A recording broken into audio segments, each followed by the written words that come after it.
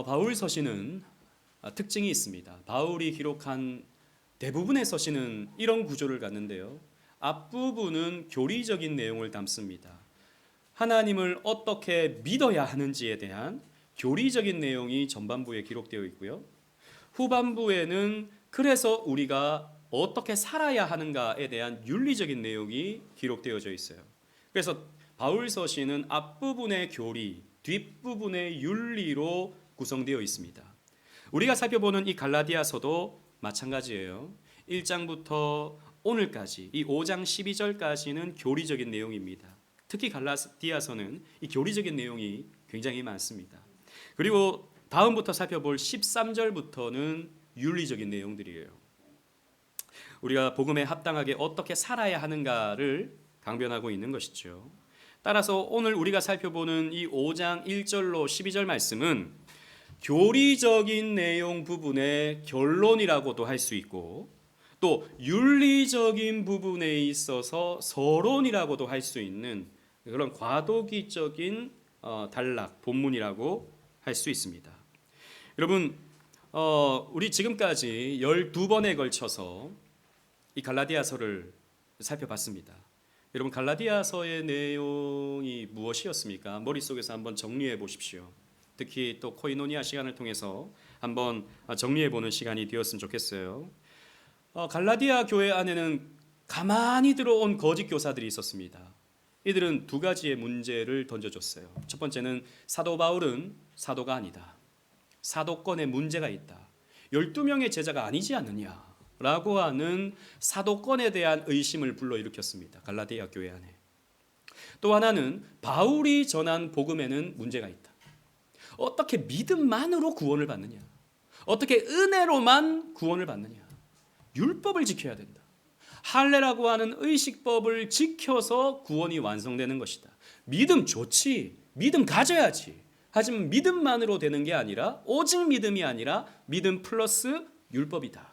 라고 이런 가르침을 이 거짓 교사들이 전했던 것이죠. 그래서 갈라디아서를 바울이 급하게 써내려갑니다. 흥분하는 어조로 이 갈라디아서를 바울이 써내려갑니다. 나는 사도다라는 거죠. 내가 어떻게 예수님을 만났는지 너희들은 알 것이다 라고 말합니다. 그리고 이 교리적인 내용들을 말하는 것이죠. 이 거짓 교사들은 율법을 너희들에게 자꾸 심어주는데 이 율법은 너희들을 종되게 만든다. 율법의 종이 되게 만들어서 잘 지키면 구원받을 것 같고 못 지키면 구원받지 못할 것 같은 두려움을 심어준다 라고 했습니다. 반면에 복음은 오직 믿음, 오직 은혜로 구원받는다는 복음의 메시지는 성도를 종되게 하는 것이 아니라 자녀로 삼아주신다. 하나님의 자녀가 되게 한다.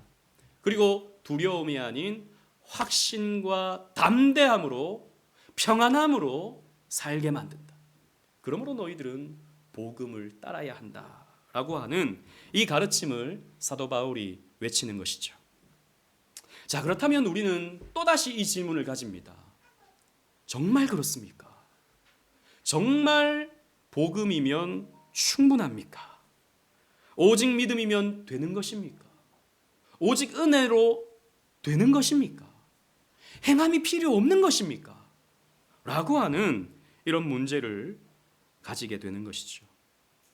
여러분 어떻습니까? 복음만으로 우리는 변할 수 있나요?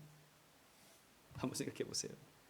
여러분들은 복음만으로 변하셨습니까? 아니면 옆에 있는 분을 한번 보지 말고 생각해 보세요. 보면 좀 이상하니까. 저 사람이 복음만으로 변할 수 있는가? 아멘. 나왔어요. 아멘이라고 하신 분은 복되는데 우리가 이성적으로 생각하면 안 될 것 같거든요. 말씀만으로 사람이 변하나? 복음만으로 사람이 변하나? 뭔가 푸시해줘야 되는 것 아닌가? 뭔가 사람들에게 미끼를 던지고 뭔가 동기부여시켜주는 그 무엇이 필요한 것이 아닌가? 이런 생각이 드는 것이죠. 그래서 우리가 복음만으로 사람이 변할 수 있다라고 생각하면 그것만으로 좀 안 될 것 같은데? 라는 생각이 드는 거죠. 마치 지난주 우리 말씀 살펴본 것처럼 사라가 90세에 아들을 낳을 수 있다는 말처럼 너무 멀게 느껴지는, 막연하게 느껴지는, 안 될 것 같은 그런 느낌이 드는 것입니다. 여러분 어떻습니까? 우리 지난 12번의 이 갈라디아서 설교를 들으면서 또 저는 우리 교회를 개척하고 나서 끊임없이 오직 은혜, 오직 믿음을 외쳤습니다. 그럴 때 혹시 여러분 이런 생각 안 해보셨어요? 우리 목사님은 너무 이상적인 목회 마인드를 가지고 있어. 이런 생각 안 해보셨어요? 저한테는 말 못하시겠죠. 저한테는. 근데 여러분들이 우리 교회를 다니면서 뭔가 목사님이 막 푸시를 하는 것도 아니고 뭔가 으쌰으쌰 막 구호를 외치고 그런 것도 아니고 그냥 말씀만 전하시고 교리만 가르치시고 행함이 아니다, 은혜다, 열심이, 우리의 열심이 아니다, 하나님의 열심이다. 이러니까 뭔가 우리의 열심은 더 도태되는 것 같고 우리의 열정은 사라져가는 것만 같은. 그래서 목사님은 너무 뜬구름 잡는 목회와 설교를 하시는 건 아닌가? 라고 하는 생각이 들 수 있다는 것이죠. 실제로 여러분 어떻습니까? 우리 교회 와서 여러분들이 더 많이 변하셨습니까? 바로 봐요. 아멘이 안 나오잖아요. 1부 때 한 두 명은 아멘 하셨는데 아멘이 안 나와요. 내가 과연 더 변했는가? 또 옆에 쳐다보지 마시고 옆 사람은 더 변했는가? 똑같은 것 같은데? 별로 안 변한 것 같은데? 이런 생각이 든다는 것이죠. 그러니까 우리는요, 이런 현실적인 상황들을 보면서 그렇지, 이것만으로는 안 되지 라고 하면서 어떻게 되냐면 다시 율법주의로 돌아간다고요. 율법주의로. 여러분 기독교의 역사가 언제나 그랬습니다. 은혜가 선포되잖아요. 바울이 은혜를 선포하잖아요. 그럼 거짓 교사가 들어와서 율법주의로 만들어버립니다. 여러분 1517년 루터가 오직 믿음, 오직 은혜를 외쳤지 않습니까? 종교개혁이 불같이 일어났습니다. 유럽 사회에. 근데 100년도 안 되어서 유럽은요 알미니안주의화 돼버립니다. 100년도 안 걸렸어요. 그 뜨겁게 하나님의 은혜를 붙들던 청교도들이요 18세기, 19세기 가면 냉랭한 청교도들로 변질돼 버립니다. 그래서 여러분 주홍글씨 같은 소설을 한번 읽어보십시오. 그때 당시에 청교도들이 얼마나 냉혈한 인간인지, 얼마나 정죄하기를 좋아하고 얼마나 그 표독스러운 인물로서 묘사되는지. 그때 당시에 청교도들이 그랬다고요. 율법주의가 돼버리는 겁니다. 왜냐하면 인간의 죄성은 율법주의와 너무나도 잘 맞아요. 하면 된다, 네가 해야 된다, 열심히 상을 주면서 자꾸 먹이를 던져주면서 자꾸 미끼를 던져주면서. 여러분 대부분 중독되는 것이 무엇입니까? 요즘 우리 어린이들이 청소년들이 게임에 중독되는 게 뭐예요? 자꾸 동기부여를 시켜주거든요. 조금만 더 하면 포인트를 올려주고 조금만 더 열심히 하면 이게 뭐가 차는 거예요. 뭔가가 그 성취감이 말로 다 못하거든요. 그런데 여러분 오직 은혜, 오직 믿음은 무엇입니까? 이미 완성되었다. 하나님께서 우리를 견인하신다. 아까 우리 찬양했잖아요. 내 모습 이대로 사랑하신다. 여러분 그러면 안 돼요. 이 모습 이대로 사랑하시면 안 돼요. 좀 더 열심히 하셔야지. 좀 더 거룩해지셔야지. 좀 더 뭔가를 많이 하셔야지. 이래야 우리가 좀 으쌰 좀 변화도 되고 동기부여도 되고 이러는 것 아닙니까? 그러니까 우리는요 은혜만으로는 안 된다는 생각을 은연중에 가지고 있습니다. 복음만으로는 안 된다라는 생각을 은연중에 가지고 있어요. 여러분 복음이 무엇입니까? 아까 우리 찬양했잖아요. 내 모습 이대로 사랑하시는 것. 부족해도 사랑하시고 연약해도 사랑하시고 내가 때로는 죄를 지어도 사랑하시고. 죄 지으면 안 사랑한다 그래야 죄를 좀 안 지을 텐데 죄 지어도 사랑하신다니 이거 뭐 동기부여가 됩니까? 그러니까 여러분 우리는요 우리 교회 같은 교회는 비주류예요. 비주류. 지금 한국 교회 대부분은 알미니안주의화 되어 있습니다. 알미니안주의가 무엇입니까? 믿음이 있어야지. 하지만 거기에 1% 당신들의 결심과 노력이 필요합니다 라고 가르치는 것이 알미니안주의거든요. 오직 믿음이 아니에요. 오직 은혜가 아니에요. 그래서 여러분 지금 성결교, 침례교, 감리교, 순복음 대부분은 한국교회 대부분의 주류는 이런 말 하면 조금 외람될 수 있지만 율법주의적 속성을 가지고 있는 거예요. 개혁파 장로교회는 소수입니다. 근데 개혁파 교회도 가만히 보면 이미 율법주의화 되어 있어요. 굉장히 엄격한 엘리트주의를 추구하고 있죠. 이미 율법주의화 되고 있는 거예요. 그러니까 우리는 의심이 드는 겁니다. 목사님이 전하는 저 메시지가 맞나? 틀린 거 아닌가? 말씀 목사님 너무 순진하셔가지고 우리 목사님 너무 바보 같으셔가지고 말씀 있는 그대로만 전하시면 교회가 되나? 그러니까 6년 동안 교회를 했는데 그냥 아직도 상가를 못 벗어나는 건 아닌가? 이런 생각을 할 수 있는 것이죠. 이게 여러분 저와 여러분들만의 생각이 아닙니다. 갈라디아 교회 성도들의 생각이었고 고민이었습니다. 바울의 가르침대로 열심히 했거든요. 근데 안 되는 것 같으니까 율법주의를 받아들이는 겁니다. 안 되는 것 같으니까. 바울도 그런 고민 속에 있는 성도들을 보면서 고민이 드는 거예요. 이걸 어떻게 해결해야 되지?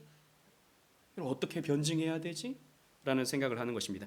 그것에 대한 답이 오늘 본문입니다. 이런 고민에 대한 답이 오늘 본문이에요. 바울은 무엇이라고 답해 주는지 함께 살피면서 은혜를 나눠보고자 합니다. 1절 우리 다 같이 읽겠습니다. 1절입니다. 시작.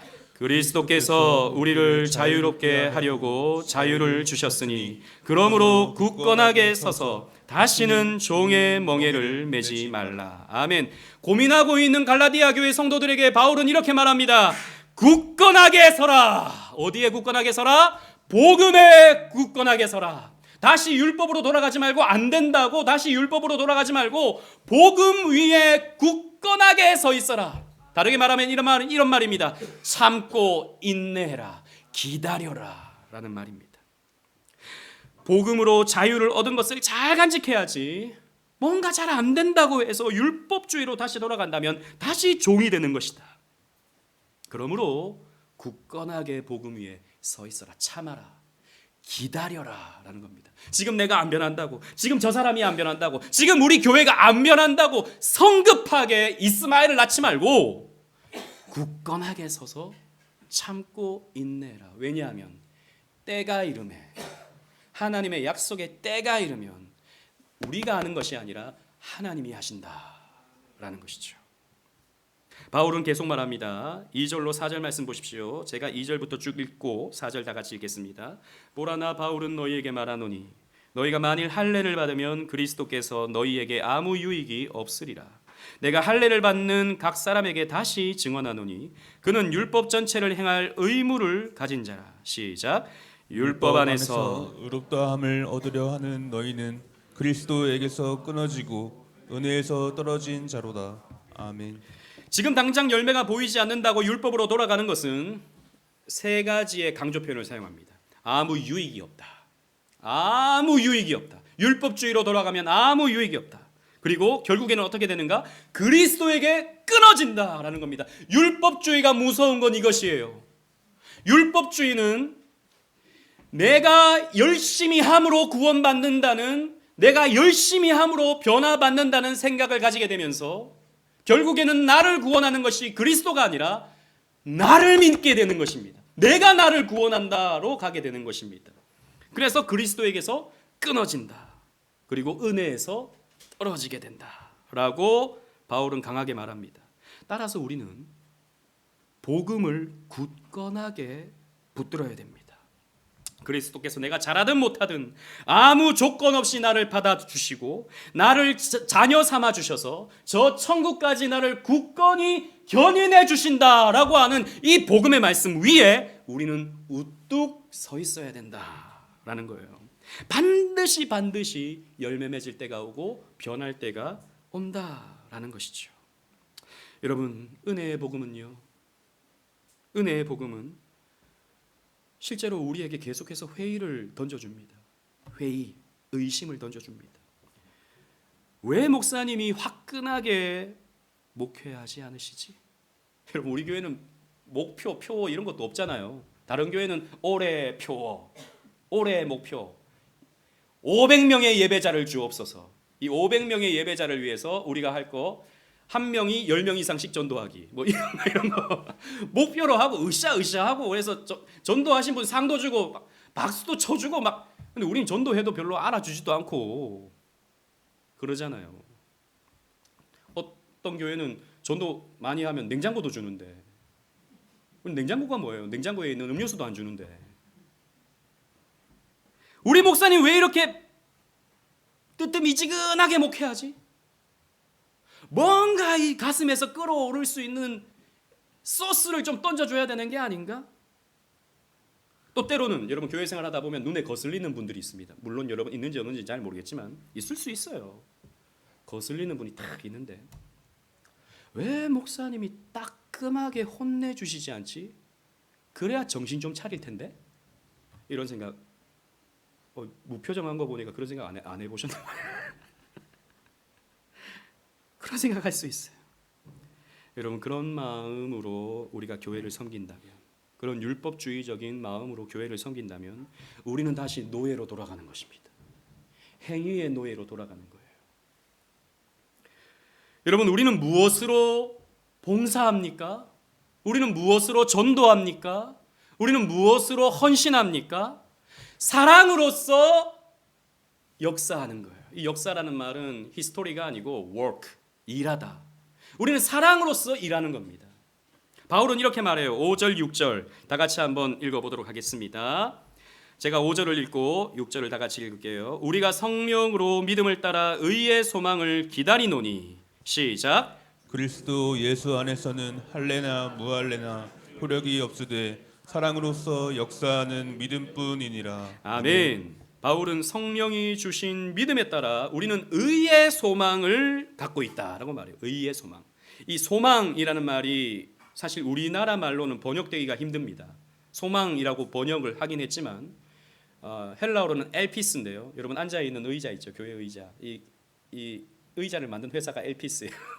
엘피스 선구사. 뭐 그게 중요한 건 아니고 우리의 말하는 소망이라는 건 될 수도 있고 안 될 수도 있는 그런 거거든요. 그러니까 내 소망은 앞으로 의사가 되는 거야라고 했을 때 의사가 될 수도 있고 안 될 수도 있잖아요. 그건 소망이잖아요. 근데 엘피스라는 말은 그런 뜻이 아닙니다. 반드시 이루어지는 거예요. 반드시 이루어지는 것을 기다리는 것을 엘피스라고 말합니다. 이걸 이제 우리나라 말로는 번역할 게 없어서 소망이라고 번역을 해놓은 거예요. 무엇을 소망합니까? 지금 사도 바울은 무엇을 소망합니까? 굳게 서서 인내하면 반드시 우리의 믿음 가운데 사랑으로서 역사하게 되는 모습이 우리에게서 나오게 된다라는 거예요. 여러분, 율법은요, 두려움으로 일하게 만듭니다. 두려움으로. 그러니까 이걸 안 하면 내가 구원 못 받을 것 같아. 이걸 안 하면 축복을 못 받을 것 같아. 두려움으로 일하게 되는 게 율법입니다, 여러분. 근데 복음은 무엇입니까? 사랑함으로써 내가 사랑하는 하나님을 어떻게 기뻐할 수 있을까? 내가 하나님을 어떻게 기쁘게 해드릴 수 있을까를 생각하면서 일하게 되는 것이 복음이에요. 우리는 왜 전도합니까? 주님께서 기뻐하시는 것이 한 영혼이 주님께로 돌아오는 거거든요. 그래서 우리는 전도하는 거예요. 두려움이 아닙니다. 그런 사랑으로서 역사하게 되는 믿음이 우리에게서 그 언젠가 찾아오게 된다. 이것이 우리의 소망이다. 이것이 우리의 엘피스다. 라고 바울은 말해주고 있는 겁니다.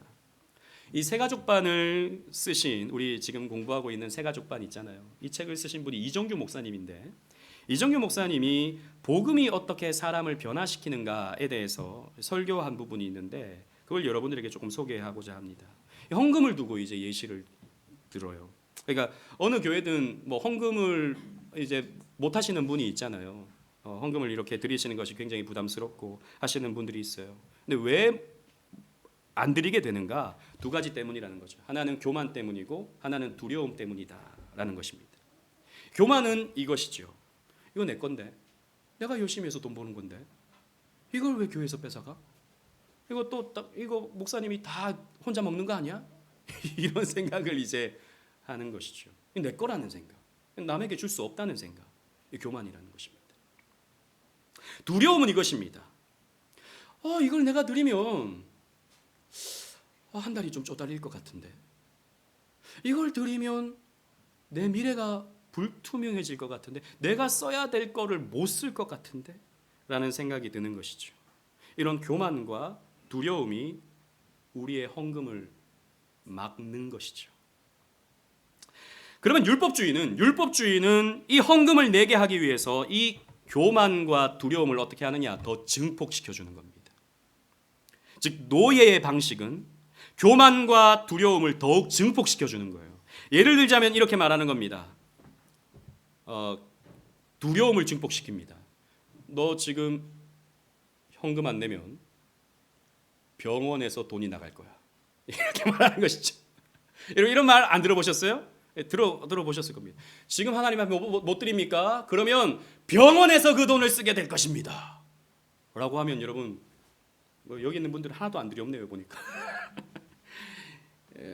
두려울 수 있는 거죠. 아이고 이게 옆으로 돈이 술술 나가네, 이런 생각이 들 수 있는 거죠. 혹은 교만을 증폭시켜 주는 겁니다. 교만을 어떻게 증폭시켜 주는가? 예를 들어서 우리 유은이가 나중에 1,000만 원을 헌금했다 생각해 보십시다. 그러면 주보에다가 이름을 딱 적어주는 거예요. 대강유은 성도님 1,000만 원 헌금, 감사 대박 감사, 뭐 이렇게 이제 적어 놓는 거예요. 아니면 뭐 유아실을 강유은실이라고 이름 붙여주거든가 뭐 이렇게 이제 하는 겁니다. 그렇게 하는 교회들이 있어요, 여러분.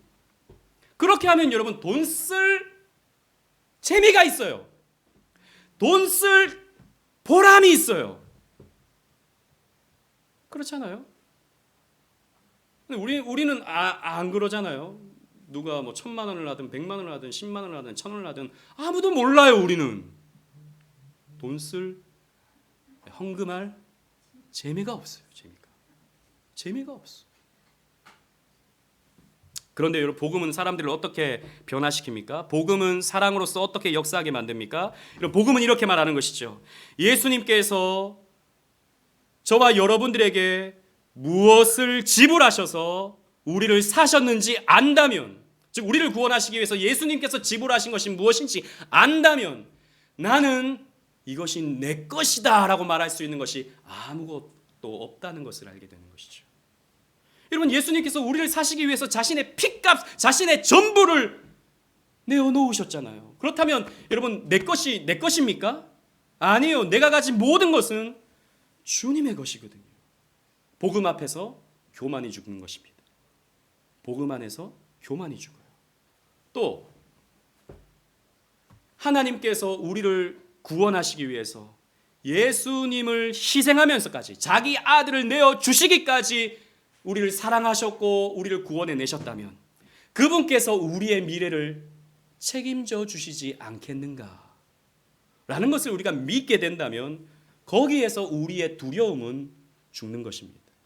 그래서 우리는 기꺼이 하나님 앞에 감사함으로, 사랑으로서 하나님 앞에 헌금을 드릴 수 있는 거예요. 복음은 사랑으로서 역사하게 만듭니다. 율법은 두려움으로, 교만으로 우리를 움직이게 만들죠.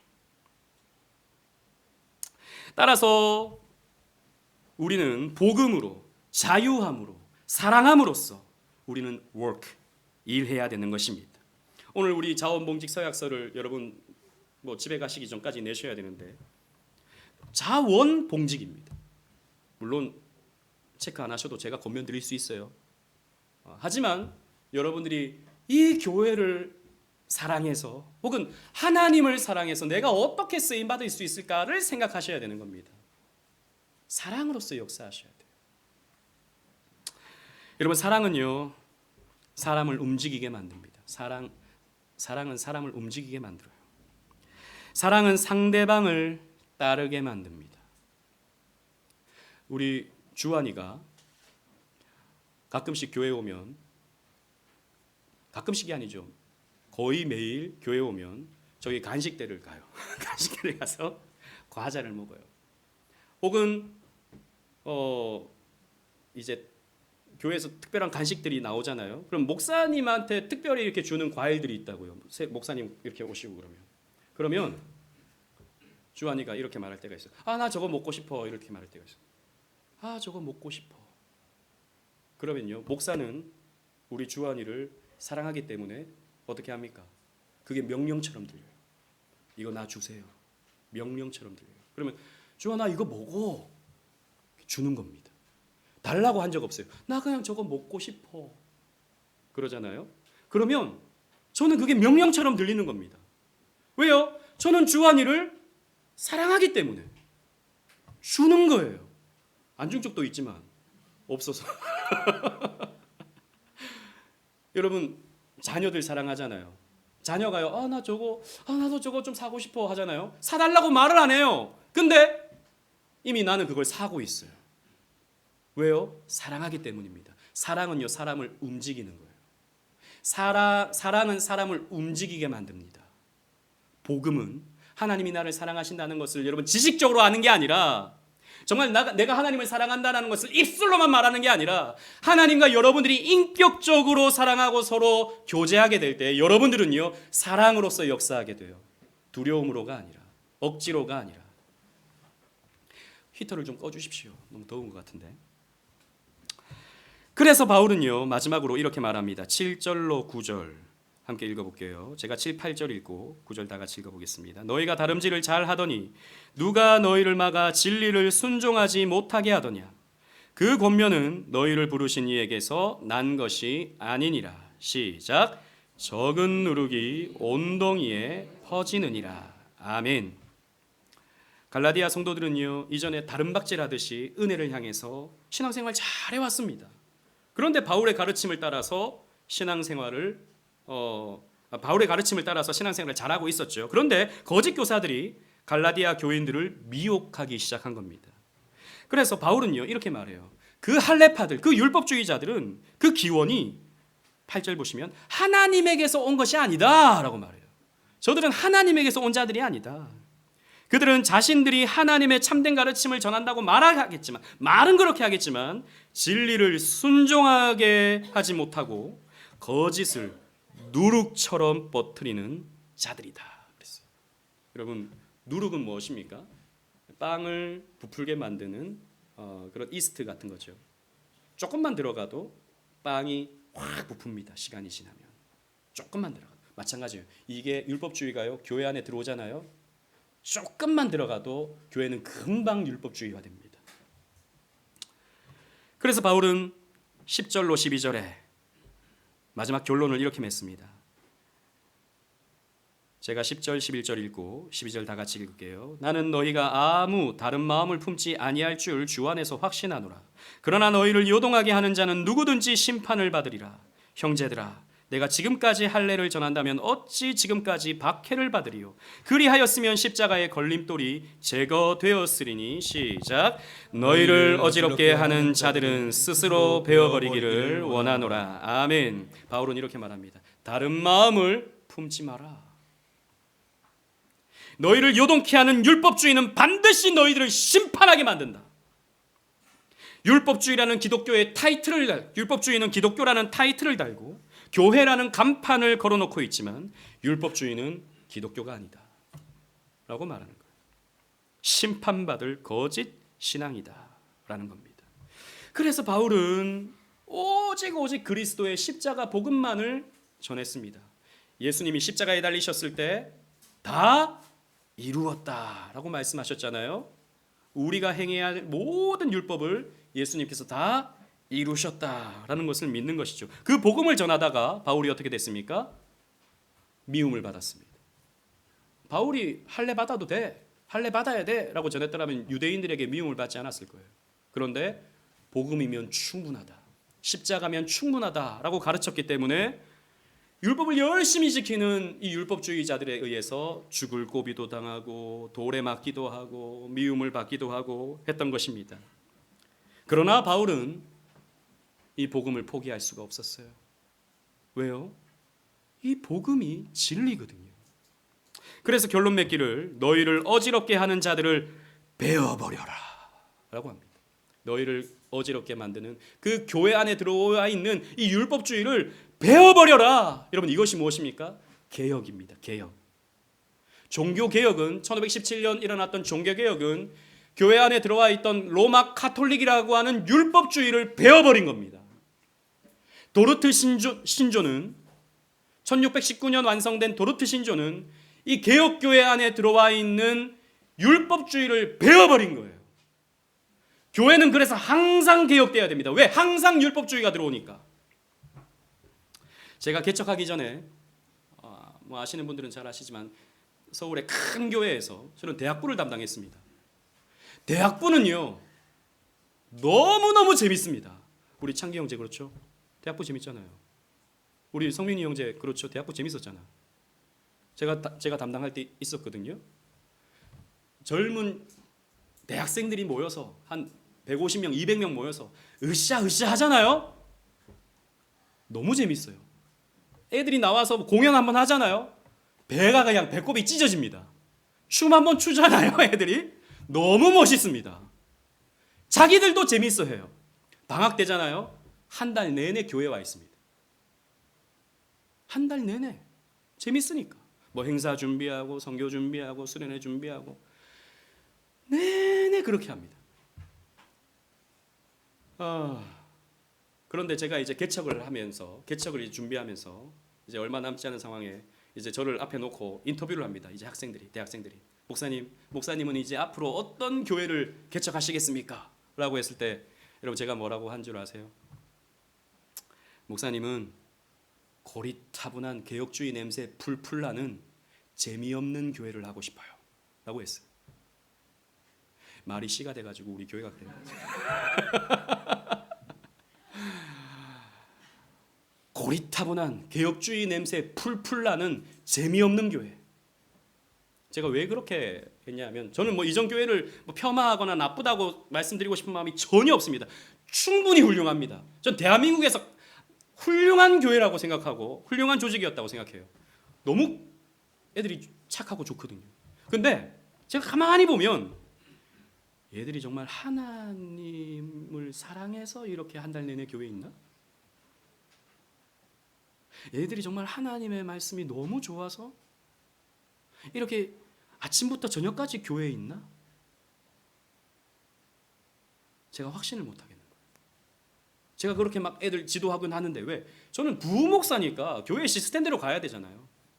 그러니까 그냥 하긴 하는데 애들 뭐 으쌰으쌰 막 노래 부르고 춤추고 뭐 여기 자기들 친구들이 다 있었어. 친구들끼리 와서 밥 먹고 라면 끓여 먹고 빵 사 먹고 놀고 같이 영상 보고 뭐 하고. 그런데 하루 종일 교회에 있었으니까 착각하는 거예요. 나는 하나님 중심으로 살고 있어. 나는 교회 중심으로 살고 있어. 라고 착각을 하는 거예요. 제가 봤을 때. 제가 그렇게도 설교했습니다. 여러분들 착각할 수 있다. 여러분들이 교회의 시간을 이렇게 많이 두고 산다고 해서 교회가 너무 재밌고 그렇다고 해서 여러분들의 신앙이 좋은 것은 아니다. 왜냐하면 그렇게 대학 생활을 열심히 하던 친구들이 나중에 직장 취업을 하잖아요. 우르르르 떨어집니다. 우르르르 떨어져요. 왜냐하면 취업을 못 하잖아요. 그럼 교회를 나오기가 어려워집니다. 그리고 좀 친구들과 막 경쟁하다가 자기가 조금 더 이제 좀 스펙이 좀 안 되는 때 취업했다고 생각하잖아요. 그러면 또 뭐 교회를 못 나옵니다. 그리고 이제 청년부에 가서도 결혼과 여러 가지 이직과 이렇게 되잖아요. 친구가 없어집니다. 그러면 그때부터 교회를 안 나오기 시작해요. 제가 그런 거 너무 많이 봤거든요. 무슨 장 하던 친구, 회장, 뭐 연합회 회장 뭐 하던 친구들이 교회 남아 있는 친구가 별로 없어요. 가장 앞장서서 열심히 했던 친구들이. 그래서 이게 맞나? 이런 생각을 저는 대학부 때 했던 거죠. 대학부를 하면서.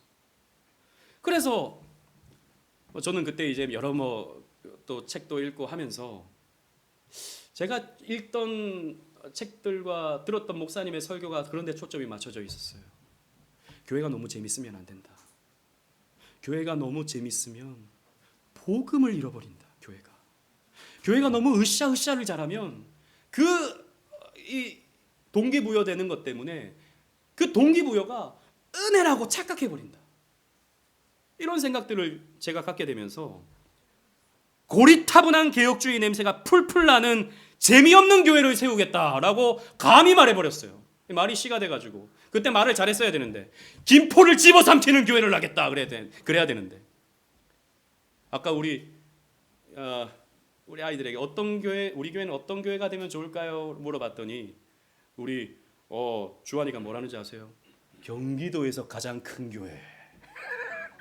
경기도에서 이야 비전이 목사님보다 훨씬 커요.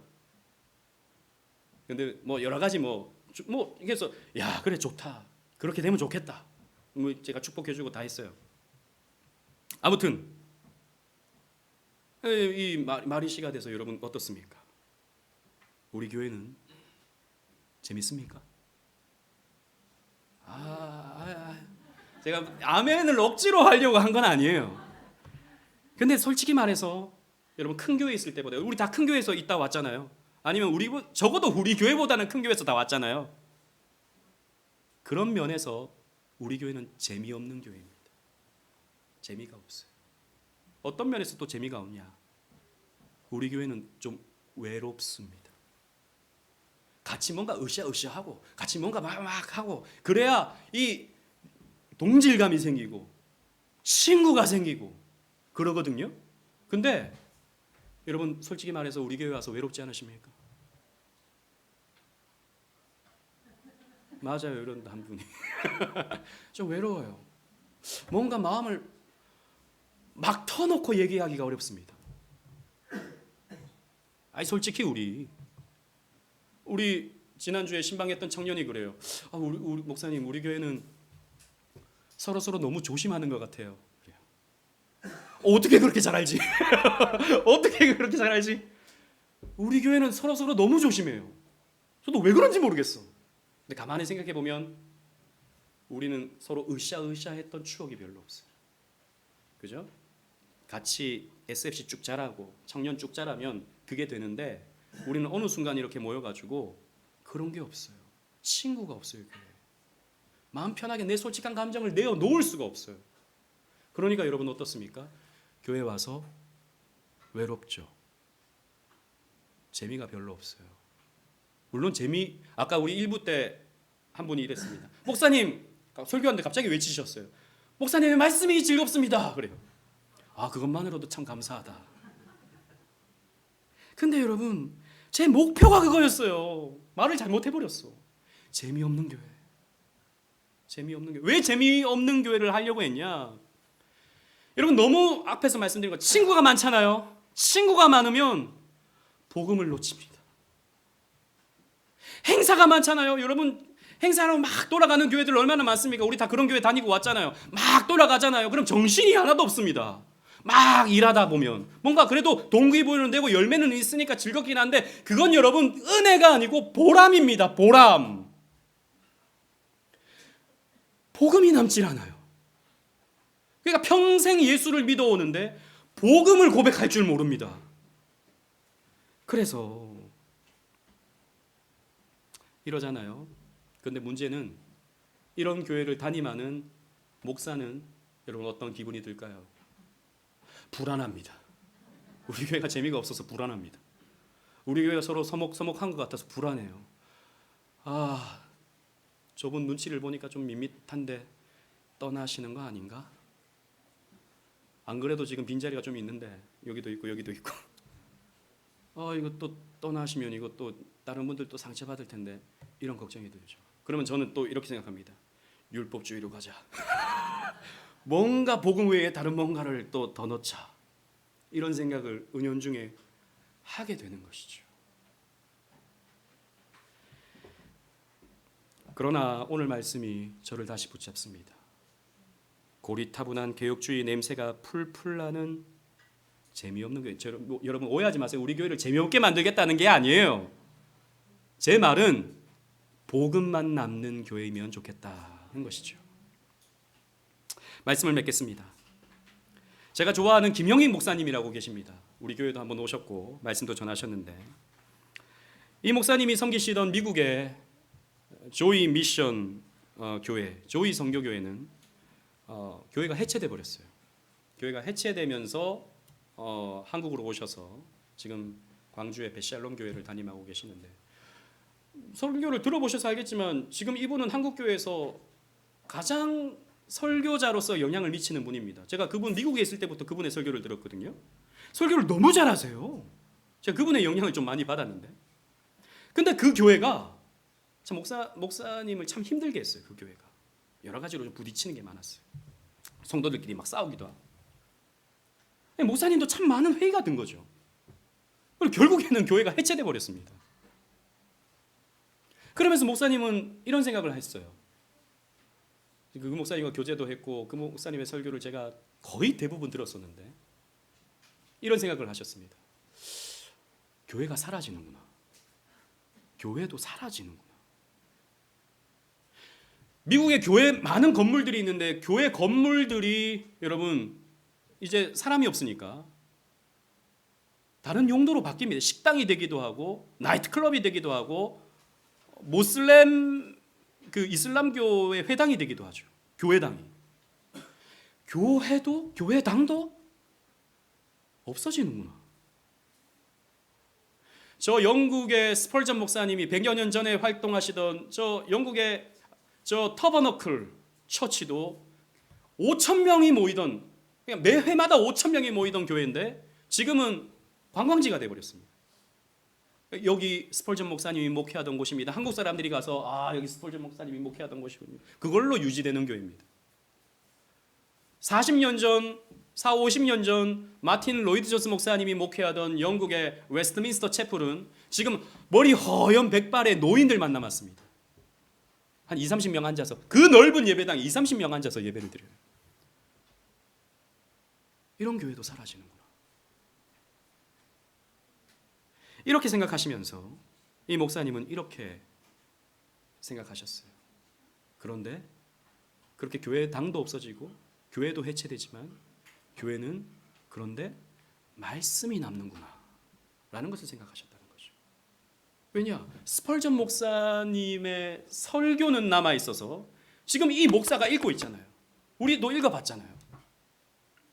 마틴 로이드 존스 목사님의 그 교회는 없어지고 이제는 모이지도 않지만 그 목사님의 설교는 남아서 지금 이 목사가 있잖아요. 우리도 읽었잖아요. 로이드 존스 목사님 책을. 그러면서 목사님이 생각하셨습니다. 복음을 남기는 교회야 되겠다. 복음을 남기는 교회가 되어야 되겠다라는 생각을 하셨다는 거죠. 복음만 남기는 교회. 제가 그 말씀을 들으면서 큰 은혜를 받았습니다. 그렇구나. 복음만 남는 교회면 되겠구나. 다 없어지는구나. 다 사라지는구나. 복음만 남는 교회. 여러분, 요즘에 교회가 잘 되려고 하면 한번 생각해 보세요. 뭘 하면 교회가 엄청 열심히 막 엄청 액티브하게 교회가 움직일까요? 교회에 뭘 던져주면? 한번 생각해 보세요. 냉장고 이런 거 말고 요즘은요, 정치를 말씀과 섞어서 던져주면 성도들이요 엄청난 에너지를 분출합니다. 저 광화문에 한번 가보세요. 매 주일마다 몇천 명, 몇만 명의 사람들이 태극기 들고 성조기 들고 외칩니다. 나라를 위해서 기도한다고 모이는데, 여러분, 근데 그 정치는요 불신자들도 추구하는 것들입니다. 그렇잖아요. 불신자들도 애국운동할 수 있는 거거든요. 근데 요즘 사람들이 소비하는 가장 큰 강력한 에너지는 정치거든요. 그래서 양극단으로 가는 겁니다. 완전 전광훈파가 되든가, 아니면 완전 뭐랄까요, 극좌적인 메시지를 전하던가. 그래서 여러분 지금 대형교회 목사님들이 엄청나게 곤혹을 겪고 있어요. 성도들이 와서 자꾸 묻는다는 겁니다. 이번 윤석열 대통령의 탄핵에 대해서 어떻게 생각하십니까? 그러면 찬성인데요. 그럼 목사님 어떻게 그렇게 찬성할 수 있습니까? 매국 막 이런 식. 반대인데요. 그럼 어떻게 또 그럴 수 있습니까? 이게 말을 못하는 거예요, 목사님들이. 시대가 그렇잖아요. 오늘날은요, 정치가 사람들의 에너지를 다 잡아먹습니다. 뉴스를 켜면 요즘은 더 그렇죠. 90%의 뉴스가 정치 뉴스입니다. 우리의 감정이 정치에 쏟아집니다. 정치가 종교화됐습니다. 오늘날은 정치가 종교예요. 오늘날. 그러니까 정치 구호를 외치는 게 신앙이라고 착각하는 거예요. 복음이라고 착각하는 거예요. 아닙니다, 여러분. 불신자도 하는 겁니다. 불신자도 교회 안 와도 할 수 있는 겁니다. 저는 우리 오직은혜 교회는 복음만 남기는 교회였으면 좋겠어요. 여러분, 교회에서 다른 무언가를 얻으려고 하지 마십시오. 교회에서 친구 좋죠. 여기서 친구를 만드십시오. 그런데 친구는 교회가 아니라도 만들 수 있습니다. 친구는 내 마음을 터놓고 얘기할 수 있는 친구는 교회가 아니라도 만들 수 있는 거예요. 물론 신앙의 친구는 조금 다르긴 하지만. 아니면 여러분들을 흥분시켜 줄 수 있는 재미난 것들은 세상에 훨씬 더 많습니다. 교회는 오직 복음만 여러분들에게 주면 되는 거예요. 이건 교회만 줄 수 있거든요. 세상이 여러분들에게 복음을 줄 수 없습니다. 세상이 여러분들에게 십자가의 은혜를 줄 수 없습니다. 이것은 오직 교회만이 할 수 있어요. 그래서 우리는 복음만 추구하자는 것입니다. 때로는 우리가 너무 재미없나? 우리가 너무 뜨뜻미지근한가? 왜 우리는 이렇게 서로 좀 삭막한가? 그런데 우리가 하나님의 사랑을 알게 되면 그 언젠가 우리는 서로 사랑으로 역사하는 교회가 될 것입니다. 여러분, 이걸 우리가 믿읍시다. 지금 좀 부족하지만 지금 당장 교회 떠나려고 하지 마시고, 뭐 그런 분들이 없겠죠. 사랑으로 역사하는 교회를 세워가는, 함께 아름다운 교회를 세워가는, 함께 복음만 남기는 교회를 세워가는 저와 여러분들 되시기를 주님 이름으로 축원합니다. 아멘.